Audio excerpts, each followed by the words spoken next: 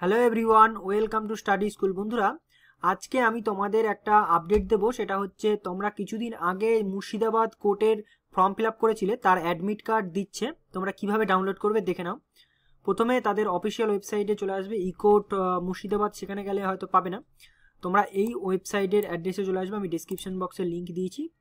তো এখানে এসে দেখবে অ্যাডমিট বলে একটা অপশান আছে, এখানে ক্লিক করবে। ক্লিক করার সাথে সাথে রেজিস্ট্রেশন নম্বর এখানে বসাবে, তোমাদের যে রেজিস্ট্রেশন নম্বর। আর যদি ভুলে যাও তাহলে ফরগেট রেজিস্ট্রেশন নম্বরে এখানে ক্লিক করবে। ক্লিক করার সাথে সাথে এরকম একটা উইন্ডো চলে আসবে, সেখানে তোমার নাম বসাবে এবং ডেট অফ বার্থ বসাবে। তারপরে দেখবে একটা রেজিস্ট্রেশন নম্বর আসবে, তো সেটা তুমি এখানে বসাবে। কন্ট্রোল আর কি সি করে কন্ট্রোল এফ করে বসিয়ে দেবে, কপি পেস্ট করে।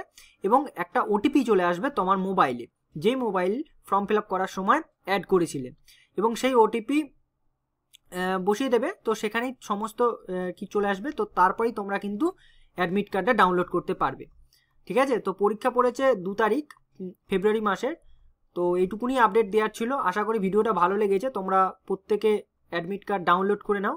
Thank you so much. আর ভিডিওটা অবশ্যই শেয়ার করো, কারণ অনেকেই হয়তো ফর্ম ফিল আপ করেছিল মুর্শিদাবাদ কোর্টের। Thank you so much.